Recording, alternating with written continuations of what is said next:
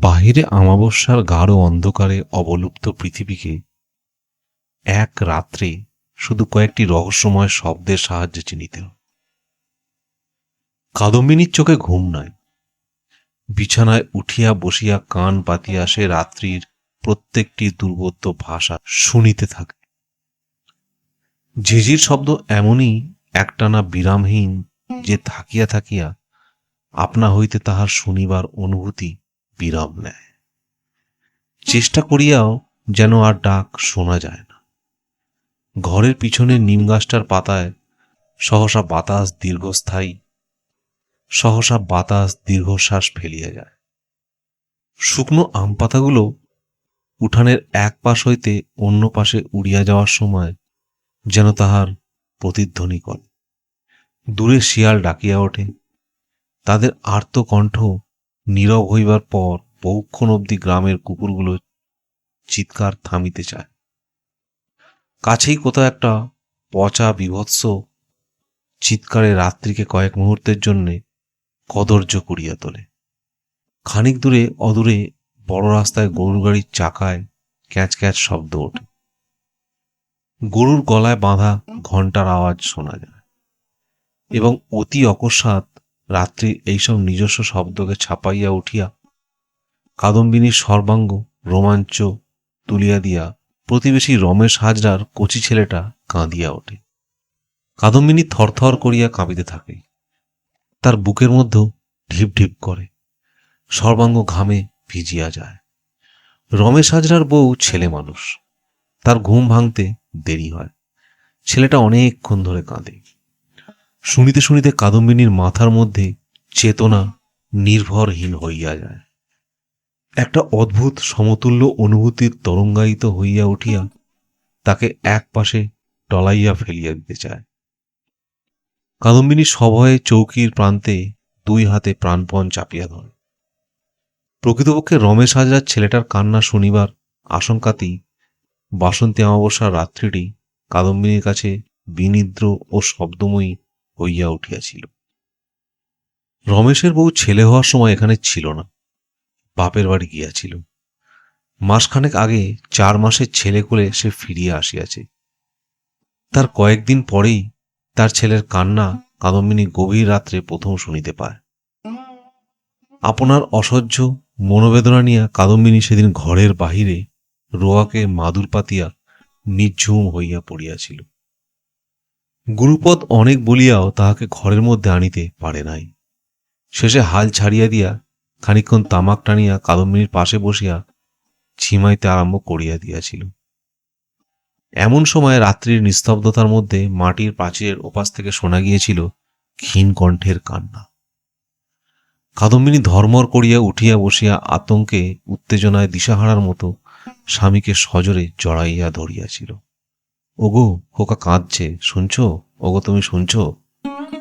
গুরুপদ বলিয়াছিল, রমেশের ছেলে কাঁদছে, কাঁদুক, অমন করো কেন, ভয় কি? কাদম্বিনী অনেকক্ষণ তার কথা বিশ্বাস করিতে পারে নাই। বিস্ফোরিত চক্ষে দু বাড়ির মাঝখানের প্রাচীরটার পাশে আনারস গাছের ঝোপের দিকে চাহিয়া থাকিয়া বারবার শিহরিয়া উঠিয়া বলেছিল, ওগো না, আমার খোকা কাঁদছি, আমি স্পষ্ট শুনছি আমার খোকার গলা, ওই ঝোপের মধ্যে কাঁদছে, ওই শোনো, শুনছ? আমার খোকার গলা নয়? তারপর উঠিয়া উন্মাদিনীর মতো উঠানে নামিয়া গিয়া সে আনারসের ঝোপটার দিকে ছুটিয়া যাইতেছিল। গুরুপদ তাহাকে ধরিয়া রাখে। সহজে কি তাকে আটকানো গিয়েছিল? নিরুদ্দেশের দেশ হইতে ফিরিয়া আসিয়া খোকা তার উঠোনের পাশে ঝোপের মধ্যে কান্না আরম্ভ করিয়াছে মনে করিয়া শোকাতুর শীর্ণা মেয়েটির দেহে কোথা হইতে বিস্ময়কর শক্তির সঞ্চয় হইয়াছিল কে জানে।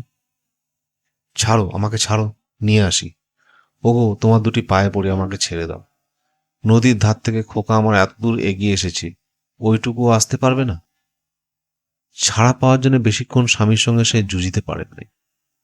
সহসা মূর্ছিত হইয়া গুরুপদর বুকে হেলাইয়া পড়িয়াছিল। সেই তার প্রথম মূর্ছা। শেষ রাত্রির আগে সে মূর্ছা আর ভাঙে নাই।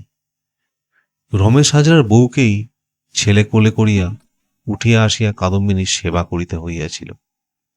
অচৈতন্য স্থির শিয়রের কাছে বিছানায় পা গুটাইয়া বসিয়া ঘুমন্ত ছেলেকে কোলে শোয়াইয়া তাকে হাতে চুড়ি বাজাইয়া পাখা নাড়িতে দেখিয়া গুরুপদর কি মনে হইয়াছিল বলা কঠিন।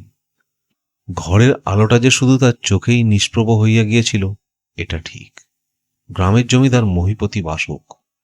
গুরুপদ তার পিতার আমলের প্রতিষ্ঠিত দেব মন্দিরের পূজারী। মন্দিরে রাধাশ্যামের মূর্তি আছে। মূর্তির সৌন্দর্য অপরূপ। নিকষ কালো পাথর পুঁদিয়া এ মিলন মূর্তি কোন শিল্পী গড়িয়াছিল তাহা আজ জানা যায় না, কিন্তু তার প্রতিভা বিগ্রহের মধ্যে আজও বাঁচিয়া আছে। দিনের পর দিন পাথরের দেবতা গুরুপদ চিত্তহরণ করিতেছিল। মন্দিরে যথারীতি পূজা ও আরতি করিয়া ভোগ দিয়া তার স্বাদ মিটিত না। মন্দিরের দুয়ার বন্ধ করিয়া যখন তার বাড়ি যাওয়ার অবকাশ, টাকার বিনিময়ে দেবসেবার সাময়িক বিরতি, তখনও অনেক সময় সে বহুক্ষণ ধরিয়া বিগ্রহের সামনে চুপচাপ বসিয়া থাকত। হৃদয় আনন্দের বিনিময়ে দেবতাকে বিনা মন্ত্রে, বিনা গন্ধ পুষ্পে, বিনা ধূপচন্দনে পূজা করিত। পরদিন মন্দিরে যাইতে তার দেরি হইয়া গিয়েছিল। মহিপতির বিধবা বোন ভাবিনী একটু পূজা পাগলা। জাতিতে তাঁতিনী বলিয়া বিগ্রহের কাছে ঘেঁষিবার তার অধিকার ছিল না। মন্দিরের একটা চাবি কিন্তু সে আঁচলে বাঁধিয়া নিয়া বেড়াইত। বিগ্রহকে সেও বোধহয় ভালোবাসিয়াছিল। কাছে না যাইতে পাক, মধ্যে মধ্যে মন্দিরের দুয়ার খুলিয়া চুরি করিয়া দূর হইতে রাধাশ্যামকে দেখিবার স্বাদ সে দমন করিতে পারিত না। ভোরে মন্দিরে আসিয়া গুরুপদর প্রত্যাশায় বসিয়া থাকিতে থাকিতে সেদিন সে এমনই বিরক্ত ক্রুদ্ধ হইয়া উঠিয়াছিল যে দেরি হওয়ার কৈফিয়তটা আগাগোড়া শুনিয়াও প্রথমে তার এক বিন্দু সহানুভূতি হয় না। পূজা শেষ হইলে কিন্তু বলিয়াছিল, কথাটা ভালো না ঠাকুরমশায়। দুটো শোক মনে পুষে রেখেছে। তারপর ভারী মাসে মূর্ছাটা হলো। শুনে থেকে মনটা কেমন করছে। আপনি এক কাজ করুন, কাদু দিদির নামের সংকল্পটা করে দুটো ফুল দেবতার পায়ে ছুঁয়ে সঙ্গে নিয়ে যান। কাদু দিদির কপালে ঠেকিয়ে তুলে রাখবেন। কাদুর কোল শূন্য হইয়া যাওয়া বন্ধ করার জন্য, কাদুকে শান্তি দিবার জন্য। দেবতার সাহায্যে গুরুপদ অনেকবারই চাহিয়াছিল। দেবতার সাহায্য গুরুপদ অনেকবারই চাহিয়াছিল। দেবতা তাহার কামনা পূর্ণ করেন নাই। তবু ভাবিনীর কথায় গুরুপদ ব্যাকুল আগ্রহে পুনরায় মনের কামনা নিবেদন করিয়া দেবতার পায়ে ফুল ছোঁয়াইয়া নিয়া গিয়াছিল। মনে মনে কোনো দেবতাকেই কাদম্বিনী আর ভালোবাসিত না। ঘর খালি করা, কোল খালি করা, বুক খালি করা, শোক যারা দেন তাদের কাদম্বিনী ভালোবাসিবে কেমন করিয়া? তবু ফুল পাইয়া তাহার উপকার কম হয় নাই। বিকালের দিকে উঠিয়া সে গুরুপদকে খাইতে দিয়াছিল। ও পাড়ার কানুর মার সঙ্গে আস্তে আস্তে অনেকক্ষণ গল্প করিয়াছিল। সন্ধ্যের সময় গা ধুইয়া কিছুক্ষণ আহ্নিক করিতে বসিয়াছিল। রাত্রে সকাল সকাল শুইয়া সে ঘুমাইয়াছিল সমস্ত রাত্রি। একেবারও তার ঘুম ভাঙে নাই। তারপর কয়েকদিন তার নিস্তেজ শান্তভাবটি বজায় ছিল। পাশের গ্রামে গুরুপদর এক মাসি থাকত। গুরুপদ নিজে গিয়া মাসিকে সঙ্গে আনিয়াছিল। দুবেলা রান্নার কাজকর্ম মাসেই করিত, কিন্তু গো সেবা, স্বামী সেবা আর ঘরদুয়ার সাফ করার কাজে কাদম্বিনী তাকে হাত দিতে দিত না। মাঝে মাঝে পুকুর ঘাটে গিয়া সে বাসন মাজিত, কলসি ভরিয়া জলও আনিত। বাগান দিয়া যাওয়ার সময় চকিত সতৃষ্ণ দৃষ্টিতে দুপাশে চাহিয়া দেখিত, যেন তার মনে হইত বাড়ির আনাচে কানাচে বাগানের গাছের আড়ালে তার হারানো ছেলে দুটিকে সে হঠাৎ এক সময় দেখিতে পাইবে। মাসি বলিত, ভারী কাজ নাই বা করলে বৌমা, পোড়া গতর নিয়ে আমি তবে রয়েছি কি জন্য? টুকিটাকি কাজ করতে চাও করো, আর নয় বসে বসে কাঁথা সেলাই করো যাও। কম কাঁথা চাই কি? শেষে দেখো কাঁথার জন্যে কত ভুগতে হয়। খেমির মেয়ে হবার আগে ওকে কত বললাম, ও খেমি, শুয়ে বসে দিন কাটাস নে মা, এই বেলা যখনা পারিস সেলাই করে নে। তা মেয়ে কথা শুনলে না। ও মা, অমন হু হু করে কেঁদে উঠলে কেন বৌমা? কেঁদো না বাছা, কেঁদো না, কাঁদতে নেই, অমঙ্গল হয়। কাদম্বিনী কাঁদিতে কাঁদিতে বলিয়াছিল, কাঁথা দিয়ে কি হবে মাসিমা? কাঁথায় কে শোবে? কাঁথা যে আমার একবারও পুরনো হতে পেল না মাসিমা। মাসিমা অবশ্য তাকে যথারীতি আশ্বাস ও সান্ত্বনা দিয়াছিল, কিন্তু কাদম্বিনীর আশ্বাস পাওয়ার অবস্থা নয়। চোখের সামনে সূর্য ওঠে, চোখের সামনে অস্ত যায়। জগতের সর্বোত্তম বিষয় সূর্যের উদয়াস্তে মানুষ বিশ্বাস করে। দুবার কাদম্বিনীর জীবনে সমস্ত অবলম্বন তারই মধ্যে কেন্দ্রীভূত হইয়া আসিয়াছে। আসিবার সম্ভাবনা পার হইয়া যাবার পর অনেক তৃষ্ণাতু দিবারাত্রি যাপনের শেষে অকালে দুবারই তার চোখের সামনে জীবনের আনন্দ তার চোখের পলকে অস্ত গিয়াছে। উদয়াস্তের এই একত্র সমাবেশই কাদম্বিনী বিশ্বাস করে। সে বুঝিয়াছে তার ছেলে বাঁচিবে। ছেলের জন্য তপস্যা করি অসময়ে সে মাতৃত্বের বর পাইয়াছে। তার মাতৃত্ব আসিবে, সন্তান থাকিবে, এ কি আর কাদম্বিনীর বুঝিতে বাকি আছে? তারপর এক সময় রমেশের ছেলের একটানা কান্নার মাঝে বিরাম পড়িতে লাগিল। খানিক পরে কান্না একেবারেই থামিয়া গেল। এতক্ষণে তার মায়ের ঘুম ভাঙিয়াছে। কাদম্বিনীর জগতে আর লেশমাত্র শব্দ রহিল না। আপনার চিন্তার মধ্যে ডুবিয়া যাওয়ার স্তব্ধতা তার চারিদিকে ঘেরিয়া আসিল। মধ্যে মধ্যে কেবল গুরুপদের নিঃশ্বাস ফেলিবার শব্দ তাহাকে খানিকক্ষণের জন্য সচেতন করিয়া দিতে লাগিল। বসন্তকালে জোরালো বাতাস এক জানলা দিয়ে ঘরে ঢুকিয়া অন্য জানলা দিয়া বাহির হইয়া যাইতেছে। কাদম্বিনীর মনে হইল অনেকক্ষণ ধরিয়া তার শীত করিতেছিল। আঁচলটা সে ভালো করিয়া গায়ে জড়াইয়া নিল। রমেশ হাজরার ছেলে আজ রাতে আবার কখন কাঁদিয়া উঠিবে ঠিক নাই। কয়েকদিন আগেই প্রায় সমস্ত রাত্রি জাগিয়া থাকিয়াও ছেলেটাকে কাদম্বিনী মধ্যরাত্রে একেবারে বেশি কাঁদতে শোনেন। তবু প্রতি মুহূর্তেই কাদম্বিনী তার কান্না শুনিবার প্রতীক্ষা করিতে লাগিল। ঘুমের ঘোরে গুরুপদ পাশ ফিরিয়া শুইল। বাহিরের নিম গাছটার ডালে পেঁচাটা আবার কর্কশ্বরে ডাকিয়া উঠিল।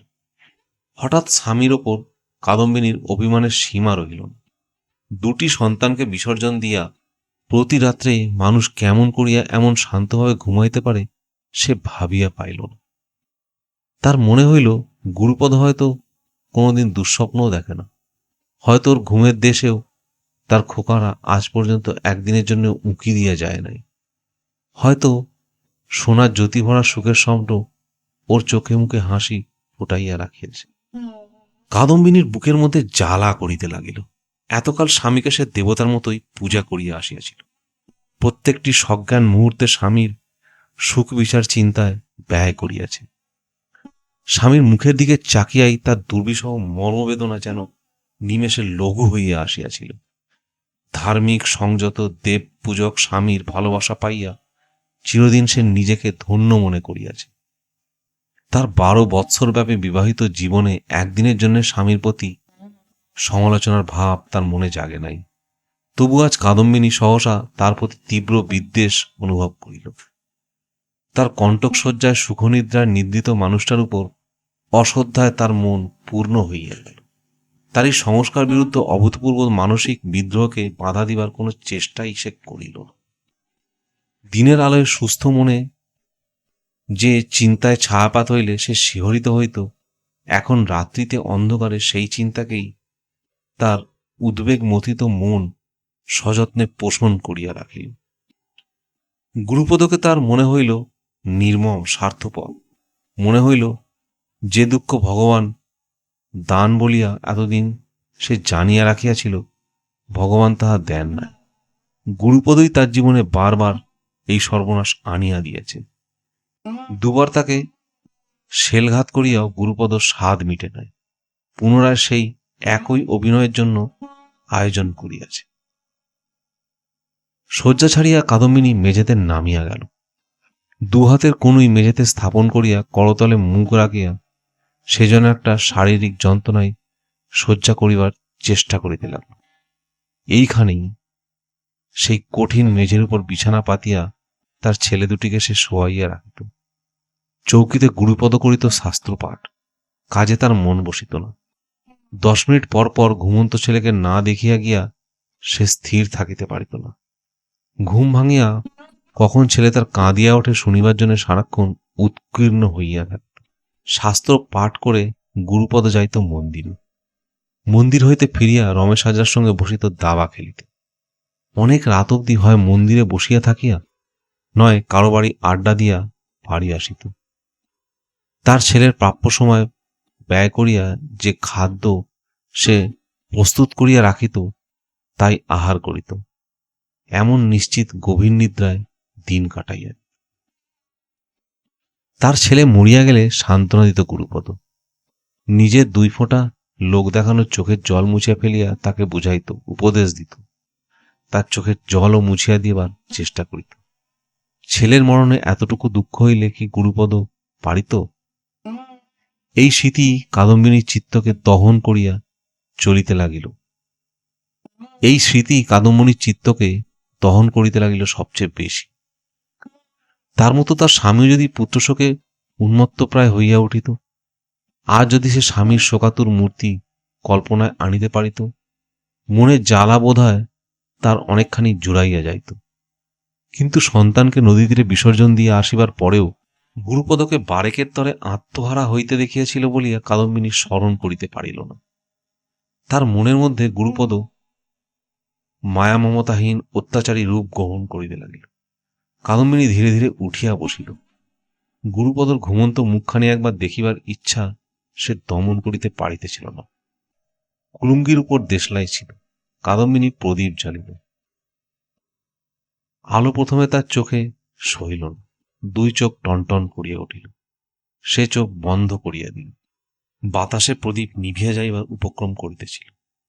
কাদম্বিনীর রুদ্ধ চোখের পাতার আলোর রক্তিম সংবাদ এমনই একটা বিরক্তকর ও চাঞ্চল্যকর হইয়া উঠিল যে তার মনের মধ্যে জ্বালা আরো বাড়িয়া গেল।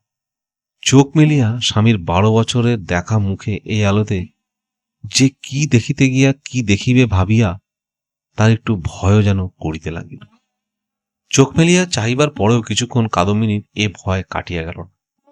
ঘরের চারিদিকে সে তাকাইয়া দেখিল, কিন্তু যার মুখ দেখিবার জন্য প্রদীপ জ্বালাইয়াছিল তার দিকে সহসা দৃষ্টিপাত করিতে পারিল। ঘরের কোণে কাঠের সিন্দুকটার উপর কাদম্বিনীর ছেলেকে দুধ খাওয়াইবার পিতলের ঝিনুকটি তুলিয়া রাখিয়াছিল। ব্যবহারের অভাবে ঝিনুকটি মলিন হইয়া গিয়াছে। শোকাচ্ছন্ন এই জড় বস্তুটিকে আজ যেন কাদম্বিনী প্রথম আবিষ্কার করিল। এমনিভাবে অনেকক্ষণ সে ঝিনুকটির দিকে চাহিয়া রহিল। তার বুকের মধ্যে স্বামীর বিরুদ্ধে মর্মাহত অভিযোগ আবার নতুন করিয়া উথলিয়া উঠিল। গুরুপদ এমনই পাষাণ যে এই ঝিনুকটি ছাড়া তার খোকাদের একটি জিনিসও ঘরে রাখিতে দেয় নাই। সে পাগলামি করে বলিয়া খোকার কাঁথা, খোকার বিছানা বালিশ বুকে চাপিয়া ভগবানের কাছে তার স্বরে মৃত্যু প্রার্থনা করে বলিয়া সব গুরুপদ নদীতে ভাসাইয়া দিয়া আসিয়াছিল। 2টি আরক্ত চোখ একটা অশুভ জ্যোতি নিয়া প্রদীপ উঁচু করিয়া ধরিয়া কাদম্বিনী সমালোচক শত্রুর মতো গুরুপদর মুখের দিকে চাহিয়া স্থাণুর মতো দাঁড়াইয়া রহিল। স্বামীর মুখ সে দেখিল না, দেখিল শুধু আপনার দৃষ্টির বিকার। তার মনে হইল ঘুমন্ত মানুষটার মুখে রেখায় রেখায় তার স্বার্থপরী অত্যাচারী প্রকৃতি রূপ নিয়েছে।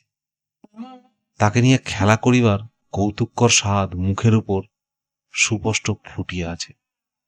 কাদম্বিনীর হাত হইতে প্রদীপটা পড়িয়া যাবার উপক্রম করিল।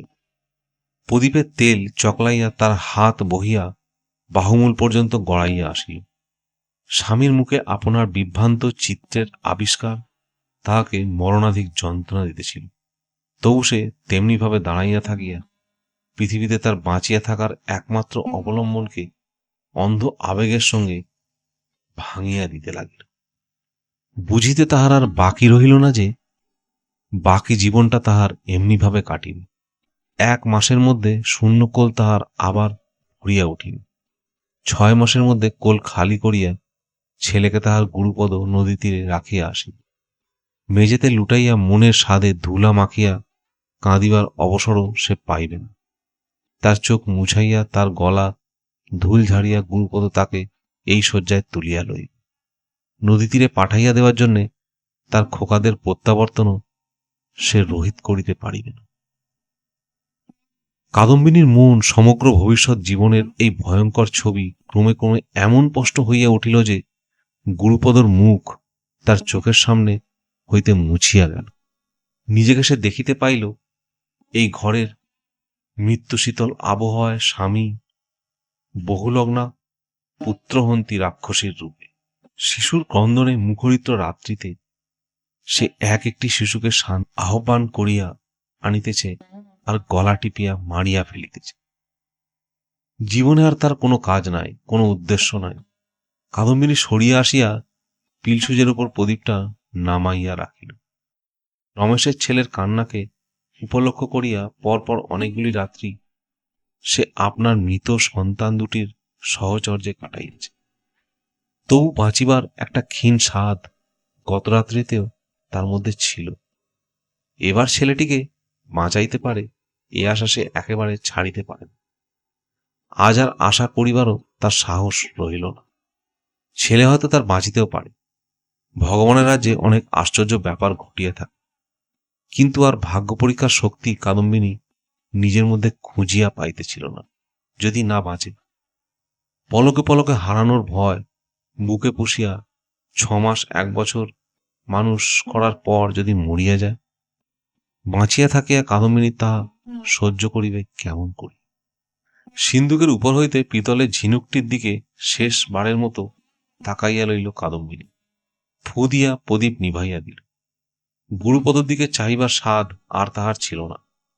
স্বামীর সান্নিধ্য তার কাছে মিথ্যা হইয়া গিয়েছে।